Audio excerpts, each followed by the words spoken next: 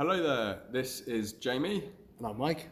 and this is the Bill Dad the Shoe Height podcast. Today we're sitting in a church building. You might be able to hear some bells ringing. I do love church bells. No, I don't, but that's another story. So we've been looking at Andrew Tate, Christianity and masculinity, and we believe that we've done that topic as much as we like to. So today our topic is the prodigals. What do we mean when we say prodigals? Yeah, so when we're talking about the prodigals, really we're talking about those who have perhaps left the church and also left the faith as well. Yeah.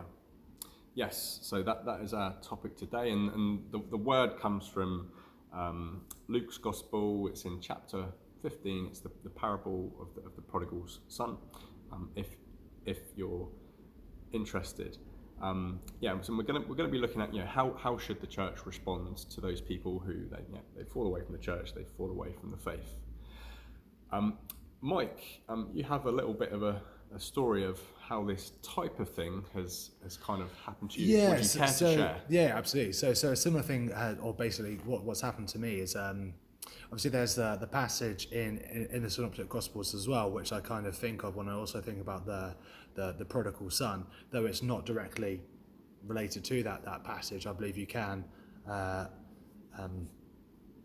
put those two together. It's like, about the shepherd leaving the 99 saved sheep to go search for the one which is missing. And in a church setting and context, that's obviously difficult to do. Sometimes the church leadership team, they don't know who's a member of the church, and obviously if the larger the church, the more likely it is that if you do leave the church, you're to be forgotten about and you're not to be noticed. But yeah, in my context, so I was working for the church. I was also doing a degree program at the time. So the idea was it was like a pastoral apprenticeship. So one day of the week I would go down to the theological college to study, and the rest of the time I'd be working in the church itself, involved with various ministries that we had going on there. Was baptized at that church as well, and had good rapport generally with the leadership team as well. Okay, so you weren't exactly anonymous. No. So it wasn't. I wasn't unknown, and it was just. So I finished the first year of theological college, and obviously, as is often the case, there's a number of other things going on in the background which I won't go into.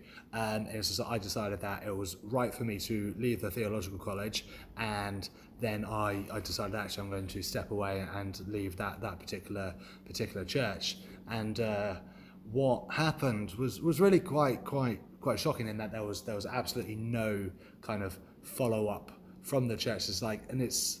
I was a paid employee at the time as well, and I effectively put my notice in and I left, and it was kind of what felt like in regards to the church is like, okay, well, he's gone, so let's shake the dust from our feet and not anything to do with him.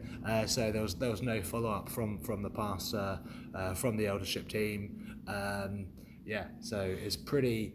Right. Yeah, it wasn't great really, and that could have been really simple or easy to send a text message or to send an email or to a phone call.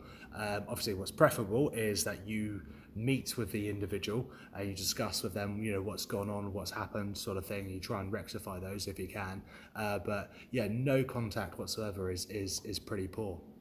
And it's really interesting. I'll just touch on the point. So Bishop Barron, obviously we mentioned him last time, Catholic bishop in the States.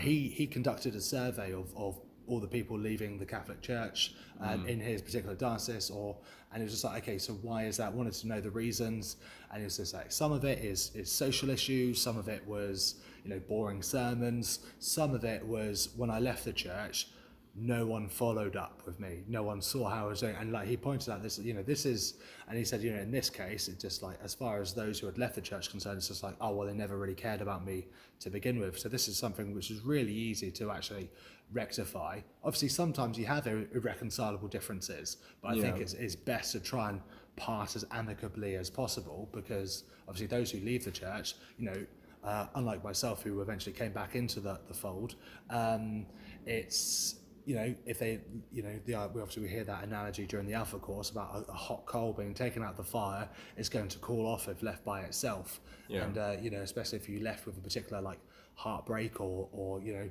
some unreconciled issues, it's like that becomes a witness, and then it's just like, you know, you're put off, and then like you quite easily put others off as well. See, yeah, absolutely. So yeah, no, I'm sort of sorry to hear about, you know, that story again. I know we've talked about it sort of like personally, but yeah, definitely sorry that happened to you, and that's not you know, a good way of how Christians should be. Like, we're supposed to be like a family. Yeah, of course.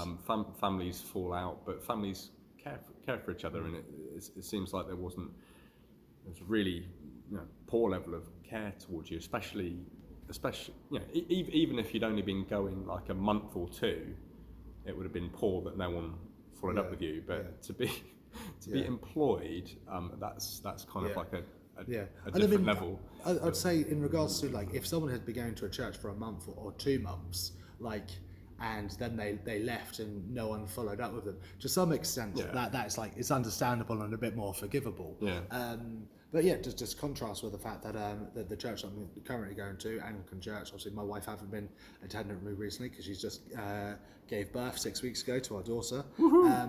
The associate vicar sent an email literally 4 weeks ago saying, "Hey guys, hope you're doing well. You know, as baby arrived, how's Kirsty doing? You know, really looking forward to seeing you both whenever you can get back." It's just like, you know, that actually meant something, because it's just like, I mean, again, I had a kind of conversation, but we hadn't been going to that church for that long. You know, they've got lots of other stuff going on, you know. In theory, didn't have to do it, but it's just like, it's just easy win, which makes me and my wife and daughter feel valued. You know, it's like you're seen, you're valued. We've recognised that you're here, and then that helps us to know that, you know, God sees us, God values us, because one way God speaks to us is through other people, absolutely. and ideally through the church, even though the church are flawed. I want to ask you a different question. So, how was your own faith and your relationship with Jesus affected through this? Obviously, relationship with the church wasn't fantastic, but what about your relationship with God? I mean, it was definitely damaged afterwards. Like, it's quite funny. So in conversations between Bishop Barron and Jordan Peterson, Barron says, "Oh, you know, I quite like Jordan Peterson is like considered like a gateway drug into Christianity." That's funny. But for me, like, my faith was damaged. But yeah, I would say Jordan Peterson was my gateway drug back into the church, because it's obviously, you know, you leave the church, you have one particular, or, you know, so the church that I was part of was Evangelical Free Church, so those were like that was my lens and how I interpreted and how I viewed scripture, and became difficult to view scripture again through that lens, because of the hurt and the experiences.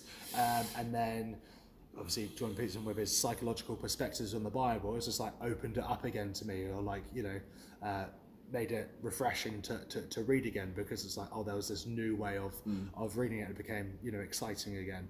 And then from that, it's just like, okay, well, you know, he has interacted with a number of Christian thinkers. It's like, okay, well, I'll see what they have to say. And then ended up going back into the fold just prior to getting married. And well, fantastic. No, it's great that you're in the fold. I guess what Peterson has done is he's taken a sort of positive Judeo-Christian message, and he's made it very accessible, just online. And I can remember times when you know, I've been trying to seek out more about God and more about life, and at one time I spent a lot of time looking at videos of Ravi Zacharias, a Christian apologist, and also Pastor Mark Driscoll, who ran like a mega church over in America, and that they had many good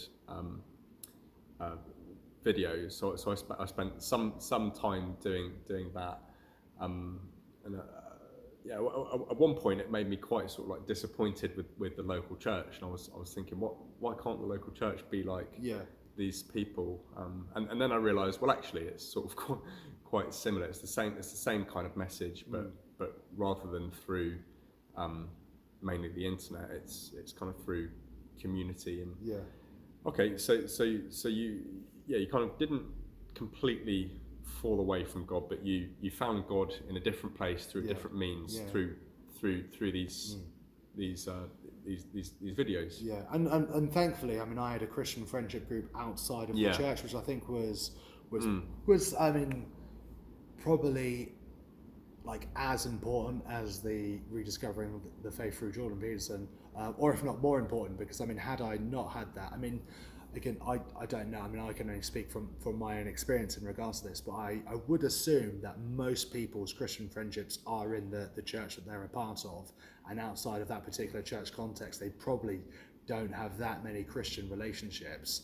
And if they did, they would probably be likely to withdraw from those, because then they would be reminded of the past hurts that they experienced at church. Whereas, obviously, you know, some of my best friends being yourself and Pastor Jack, is you know, I maintained fellowship with you two guys, obviously, and then Nick as well, and others throughout that time. But I mean, had I not had you guys, then it's quite possible that I wouldn't have actually gone back into the faith at all. So I think for a lot of people who do leave the church, they often leave their Christian fellowship groups, obviously, that they were a part of, and then outside of that church context, they don't have many Christian relationships, and then, as we said earlier about the coal, they'll begin to cool off. So they lose those Christian influences. Yeah, and I've really enjoyed your friendship and also your Christian influence over my life. Like you've always been there for me, even times maybe when your own faith hasn't been strong. So friendships, well, for you at least, friendships have stuck harder, faster than the actual kind of organised evangelical church, and that's quite an interesting point. Something that I reflect on myself. Like at one point, I was going to, and also a member of staff at a church where pretty much everybody was a generation older than me. So I had good relationships with those people, but not really friendships. I didn't really have any peers there. And I sort of began that with enthusiasm, thinking, that's all right. I'll overcome that. I'll kind of die to myself. That's a Christian idea, isn't it? Like, die to yourself. I'll invest in this community. I'll fellowship here. I'll try and bring my whole life into this community. And I don't think I really managed to do that in a healthy way. And one of my reflections is like Jesus, even though he was the Son of God and able to command legions of angels and powerful beyond measure. He one of the first things he did in his ministry, he established, I suppose, a peer group, a support group, a gang, a group of friends around him, all of kind of similar ages, all men, and he was with them all the time. During his ministry. So that raises an interesting question, like what is the church? Like, what is it? Well, I'm just thinking to something that you said earlier, and I think we alluded to it in the previous talk about men bonding with each other and shared hardship being like a component of key component in building camaraderie in the military.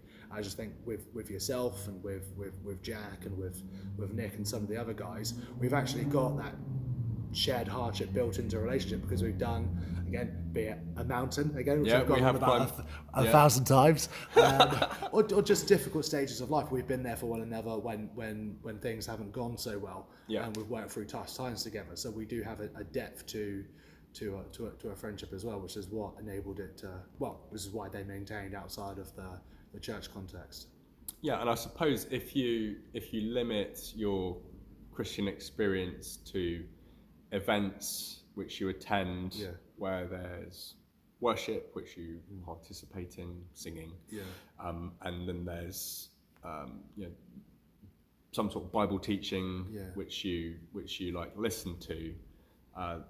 There's not, and then maybe there's tea and coffee afterwards, and then typically you're speaking to a large number of people for maybe like 2 minutes each, sort of thing. If you want to hang around and do that, and if you sort of limit your Christian experience to those sorts of things, then you're not really going to be able to share your life with others. You might be able to, on your own, reflect on your life and compare it against Scripture and worship God as part of your life.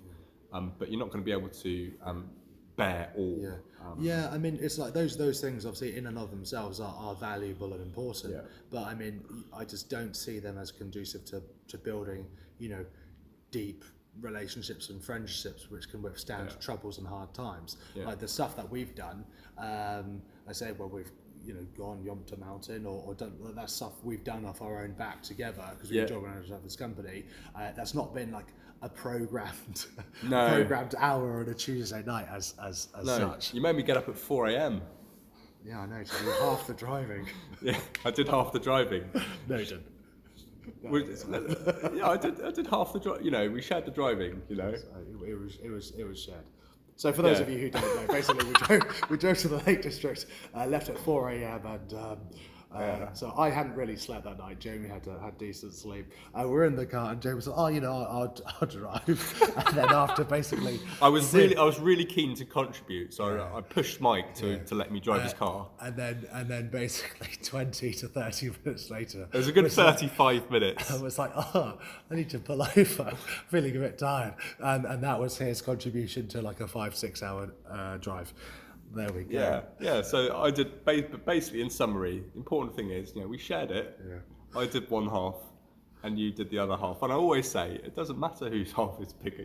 Why do we need to compare? Yeah. So that's we digress. That's the story of when we drove halfway each to the Lake District. What were we saying? We're talking about prodigals. So relationship.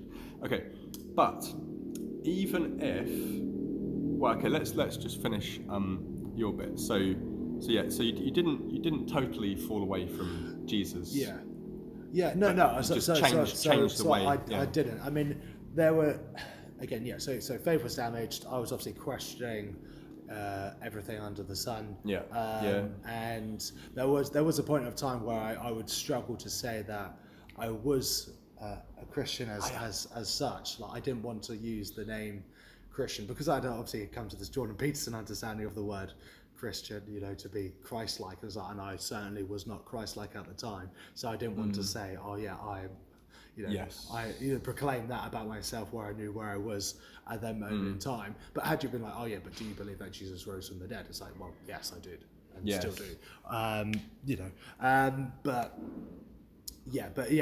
In the short, eventually, I never fully left as though I left the organised church and fellowshipping together on the Sunday morning. I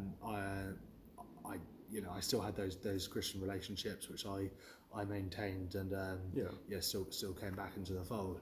But and to be fair, where I was at the time, I mean, I don't know how receptive I would have been to perhaps the pastor reaching out or one of the elders reaching out, and maybe in lots of cases they do try and then they get shunned. But in my case, they didn't try.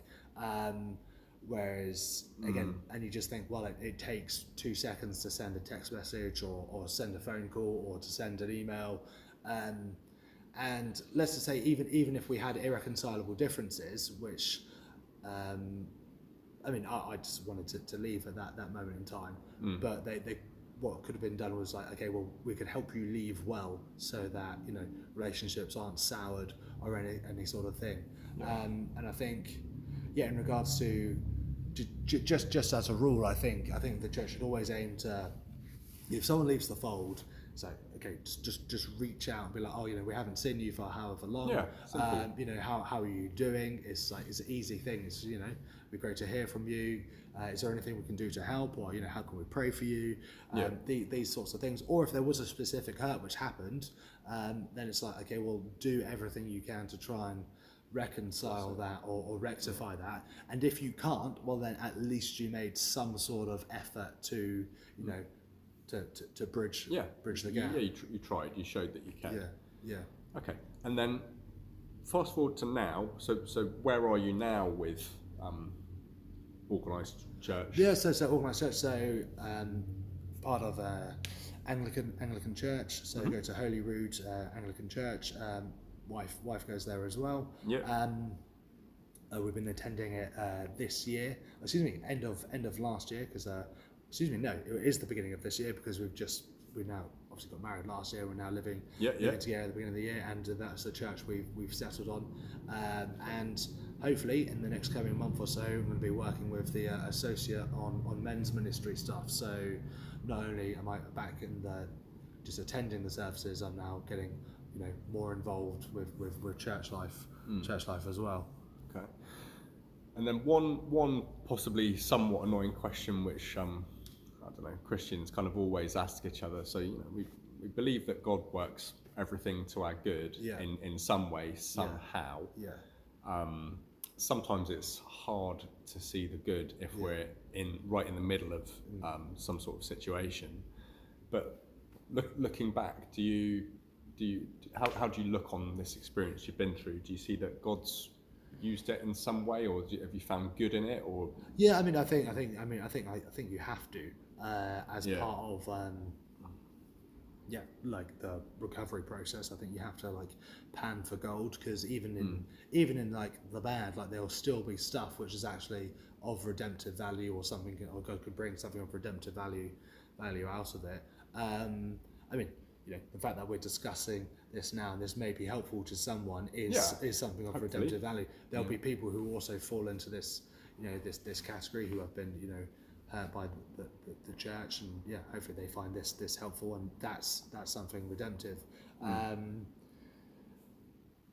I think had I obviously who knows, hindsight's 2020, but I am thankful, because perhaps had I not left have I not left the church at the time, then maybe I wouldn't have met my wife. So who knows? Maybe I would have, maybe I wouldn't have. But I'm very thankful to be where I'm at now. Okay. Well, brilliant stuff. Well, glad you're in a good place with it, and thanks a lot for sharing sharing with us.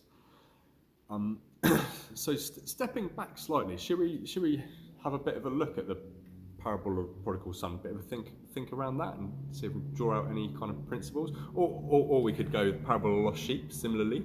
Either or, I'm good. So read the passage if you want. Okay, I'll just pull up a passage. While I'm doing that, I just remember we had another experience together. Apart from when we both drove halfway to the Lake District. Once we met up, I think it was round here where we are in Alton, and I think we just stopped for a break. And I think we'd even been talking about the parable of the lost sheep on the day. Yeah. And then we walk to this field, and there's literally a lost sheep just scampering around near to a fence, looking lost. Yeah, remember that experience? I do remember it very well. We did manage to return the sheep to the fold. Yes. We had to kind of usher it into the gap in the fence, and it took us a few attempts to get it to actually go in. That was quite profound. Right, so I'm just looking up Luke 15. Yeah, and I suppose we could have been like, oh well, it's not our sheep, not our responsibility. Turned a blind eye, but the right thing to do was to put it back in with the rest of the sheep. And again, I think the right thing to do if someone just leaves the church for whatever reason is to at least go looking for them. So we scared it back in. Don't know if there's a lesson in that. Right, I've pulled up the verse. So it's Luke 15. Yeah, I'll just sort of read through it. It's a few verses. Parable of the lost son. So Jesus continued, there was a man who had 2 sons. The younger one said to his father, Father, give me my share of the estate. So he divided his property between them. Not long after that, the younger son got together all he had, set off for a distant country, and there squandered his wealth in wild living. After he had spent everything, there was a severe famine in that whole country, and he began to be in need. So he went and hired himself out to a citizen of that country, who sent him to his fields to feed pigs. He longed to fill his stomach with the pods that the pigs were eating, but nobody gave him anything. When he came to his senses, he said, How many of my father's hired servants have food to spare? And here I am, starving to death. I will set out and go back to my father and say to him, Father, I have sinned against heaven and against you. I am no longer worthy to be called your son. Make me like one of your hired servants. So he got up and went to his father. But while he was still a long way off, his father saw him coming and was filled with compassion for him. He ran to his son, threw his arms around him and kissed him. The son said to him, Father, I have sinned against heaven and against you. I am no longer worthy to be called your son. But the father said to his servants, Quick, bring the best robe and put it on him. Put a ring on his finger and sandals on his feet. Bring the fattened calf and kill it. Let's have a feast and celebrate. For this son of mine was dead and is alive again. He was lost and is found. So they began to celebrate. And I think I'll leave it there. Yeah, that's great passage. Mm-hmm. Yeah, a lot going on in that. So I guess in this case, the guy just makes a decision. I'm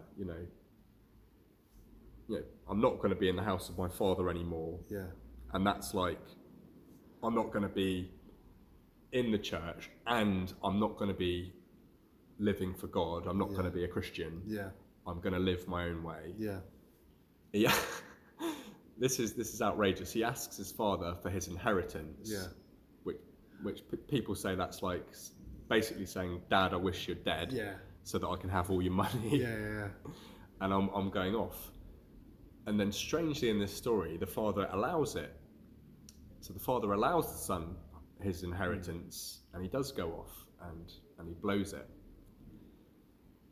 So what kind of things can we draw out? Yeah, I mean, I was just thinking when you're reading it, it's just like we do. I mean, so obviously we're early to mid 30s, and it's like there's the 20s, 30s is a massive gap in the church in general. Yeah. And you kind of think, well, those who are raised in the faith, and then they up until say university age, they go to university, have that sort of experience, and then kind of end up leaving the faith and then coming back to it when they start to have families of their own. The kiddies. So you kind of see that in there then. So like, if the church can lay a good foundation, it's just like, though people may wander away for a time, they do conscious acts of the will bring themselves back into the fold when life starts to slow a little bit, and they start asking themselves, what is the meaning of life, and that sort of thing. Yeah. And in the parable, the father seems to allow this and even facilitate it. Yeah. Strange. Yeah.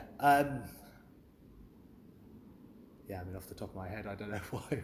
It's odd that he would do that. I mean, I suppose you would have thought there would have been some sort of challenge, boundaries set, or parameters set, but not in this story. And I think it's saying that that's what God is like. Yeah. Like, God has given us free will. He's given us given us choice, which is like a big responsibility to bear. Yeah.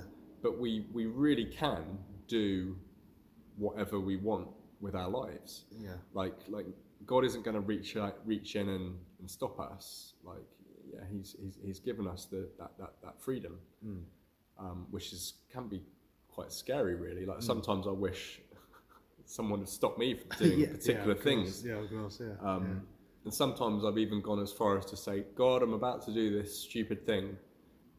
Now it's your responsibility to, like, I don't know, to stop me from doing it. To stop me from doing it, like, I don't know, send down a trap from heaven, put me in a cell for a while, I don't know, with a PlayStation in it and keep me there temporarily. But basically, it's your responsibility to stop me doing something stupid, even though my conscience is telling me not to. But and sometimes I interact with God like that. But God he's like, well, if you're going to choose to do that, you choose to do it, sort of thing, doesn't? Yeah. And it's strange. You sort of want, and then I mean, you can ask the question as well, like, why does God allow people to do evil things? And particularly, even you could go to the extremes of the Putins and the Hitlers, or maybe even worse, your tyrannical boss. Why does God allow those people to kind of do whatever they want to do? So it's an interesting question. I mean, it's not one I'm going to endeavour to answer right this moment, but just bringing it more back to the individual. I mean, in regards to free will, I mean, to freely love, we have to be able to choose. Yeah. Don't we? I mean, I would hate for my wife to feel that I'm just compelled to be with him. Like, I don't want to be with him, but I have to do it. Sort of thing. And it's just like I've signed on the dotted line. And that's the only reason. Yeah, I choose to love you. Yes. Which, that's like the nature of love. It's a choice. Like, freely you receive love, and freely you give it, and. And that's the kind of relationship which God is after. Yeah. So therefore there is freedom to leave, and there is freedom to come back. Yeah. And when the son eventually does come to his senses, which seems to take him some period of time, he basically realizes, like, he's in hell. Yeah. Like, he's barely eating. He has no money, no freedom, no autonomy, no position, no status. Where he is, he realizes, if I use my old identity as a son and go back and just say, I'm sorry, I've sinned against heaven and against you, my father, then at least I'll be accepted as a servant. Yeah. So he's very humbled and humiliated in this situation, and he goes back looking for a lower position. So I suppose the process of being humbled whilst being away from God was a helpful process to him, because at least it made him change. So the pain of that experience, I suppose that there was a positive there. I mean, obviously it's a little bit of a cliche to some degree, but like when you hit rock bottom, I mean, sometimes all you can do is look up. And if you look up high enough, you will see God. It's quite funny. I mean, Carl Jung would say, the modern man misses. Jung, what does this mean? The modern man misses God because he doesn't look low enough. Okay. So kind of like, doesn't see what's right in front of him, sort of thing. Like, he's expecting. So they say if he's stuck in a massive hole, he's expecting a rope to come dangling down all the way from the top, and doesn't necessarily see actually there's a little ledge right there, and if I can step on the ledge, I can just get that little bit higher. Even if it takes me like an inch off the ground, it's like, okay, well then I'm a little bit inch high, and then perhaps that will lead onto like at least get your feet out of the puddle and avoid getting gangrene. Why not take that step if it's available to you? And while the son is having this realization that he needs to go back and humble himself and apologize, and he's done wrong, what's the father doing? What's the father doing in the story? I mean, don't think it's necessarily alluded to, but I would say praying for his return. Yeah. I mean, yeah. So he's not actively doing a lot. Yeah. But I mean, he's not. Yeah, so in that degree, he's not sending out a search party, which I suppose partly because he probably can't really. Yeah. Well, maybe he could, but he doesn't, does he? I mean, I get it's also alluded to.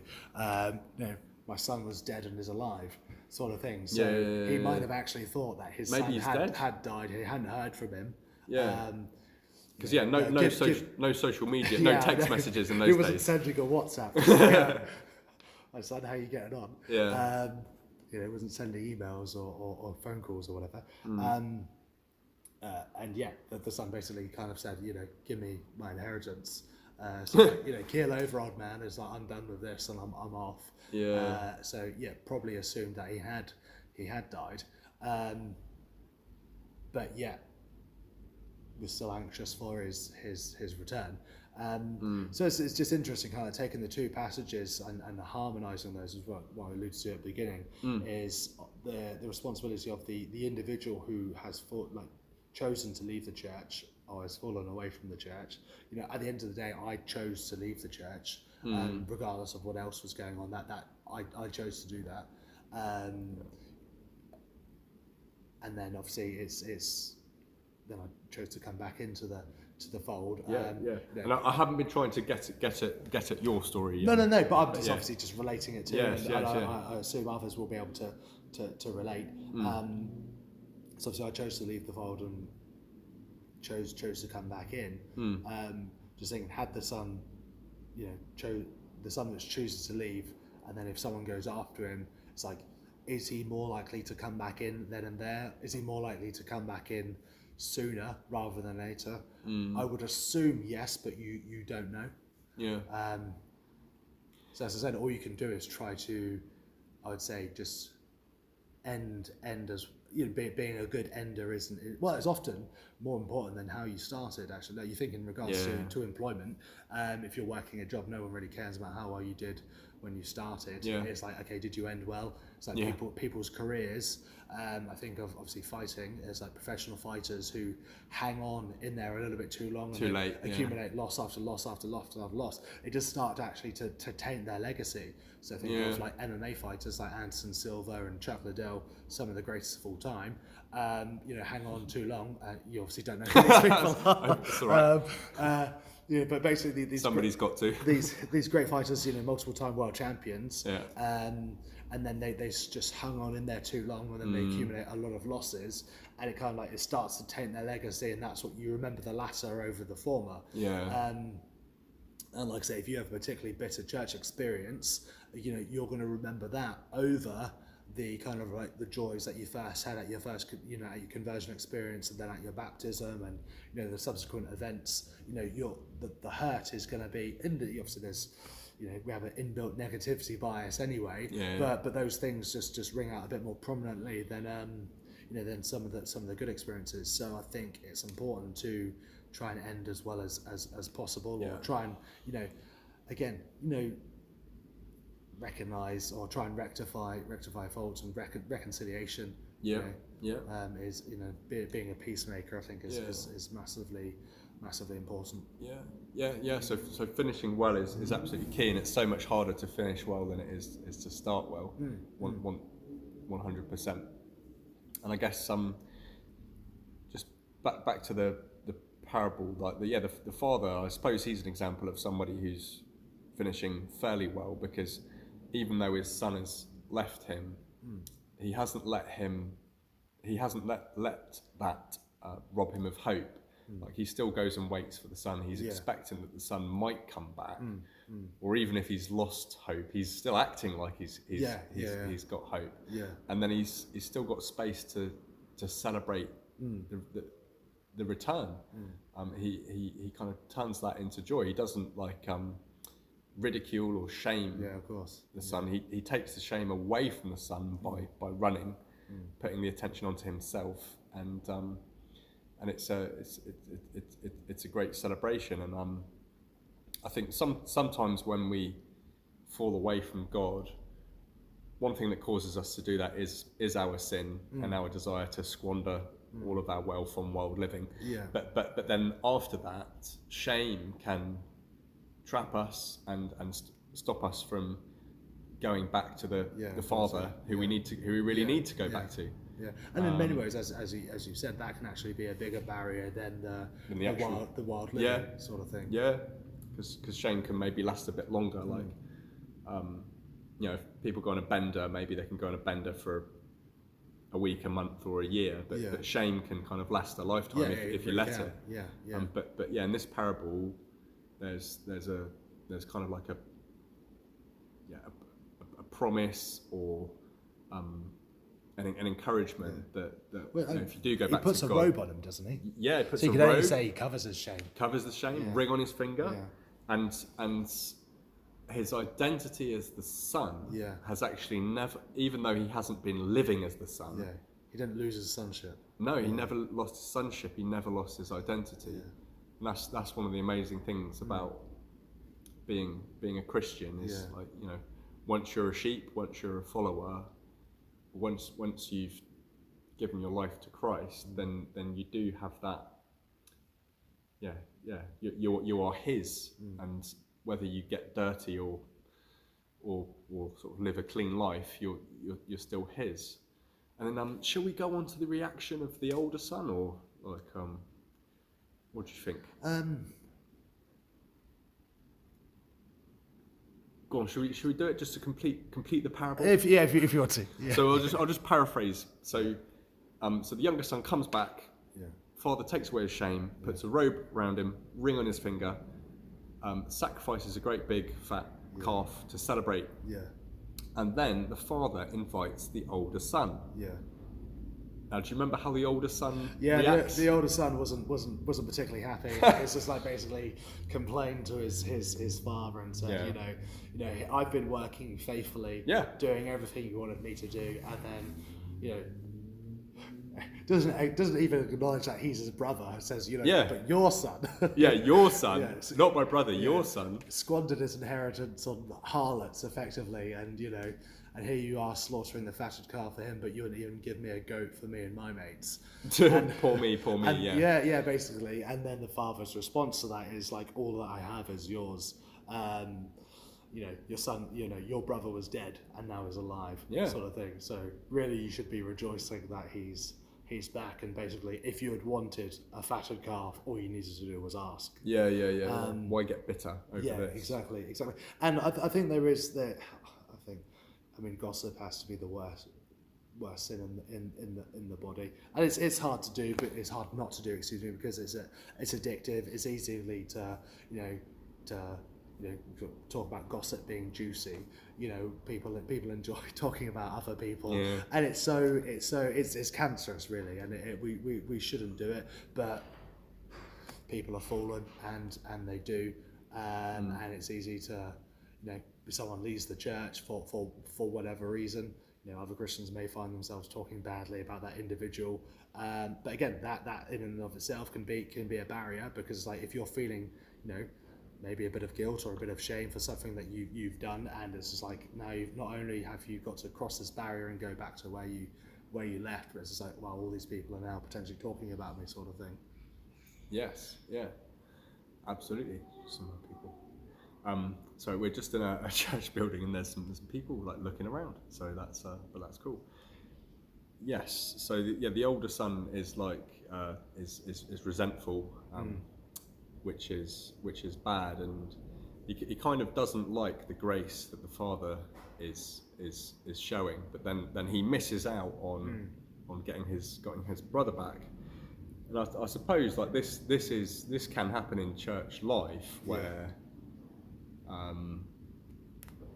Somebody comes back into fellowship or back into the fold, and then other people might think, well, that person needs punishing, or they need a demotion from the status of a son, and that can happen. But I guess in the end, the father's in charge, and what he says is the way, and the older son needs to sort himself out. I mean, grace is it's amazing on one hand and completely incomprehensible on the other. We're still. I mean, it's been 2,000 years since Christ rose from the dead, and we're still trying to work out what grace means. Yes. yeah, grace is an amazing thing, but it's kind of, yeah, I guess it's counterintuitive. It's hard to practice.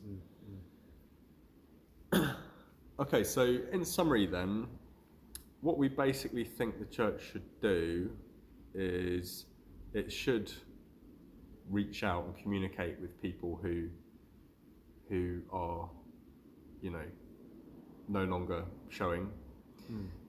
That seems to be kind of obvious. You know, even if you're a business and there's a customer and you don't see them for a while, you do that. Even if you're someone's friend or acquaintance and they go missing, you sort of reach out to them. So that seems to be obvious.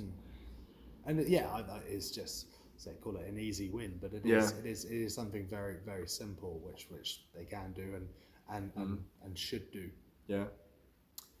And then I guess maybe one of our other reflections is, the church is many things. It's probably best understood, I think, as an organism and a community rather than as an organisation. Yeah. So yes, you have organisations which help the Christian community, but you also just have friendships, and very often friendships do a much deeper kind of work than the organisations do. But I think both are good. But yeah, seems like friendships is an important place to invest. In your experience. Yeah. Well, in my case, I would say it certainly was a massive part of the reason for coming back into the fold. Quite probably would have been lost without it. And yeah, as I said, I mean, it's because we, had they been, structured relationships, as in like timetabled relationships, as in like, Sunday morning or a life group once or twice a week, they wouldn't have stood done it, because you have to go to those things. Yeah, exactly. And again, if you've left the church, you've probably left your life group, and you've probably left some other groups as well. And if they're the only times you see those people, it's like those relationships are going to fall out. So they need to be deeper than that.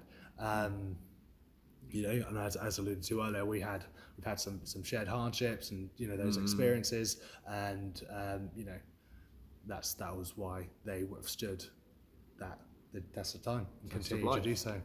Absolutely. Cool. And long may it continue. Amen. Right. Great. Well, this has been the Bildad, the Shoe Hype podcast. I've been Jamie. And I'm still Mike. Don't know why I put that in. Yeah. We hope you've enjoyed listening. Hopefully you found this helpful.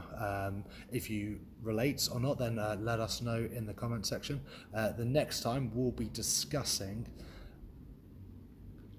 masculine virtue. So how to develop masculine virtue and character. Bye for now. Bye for now.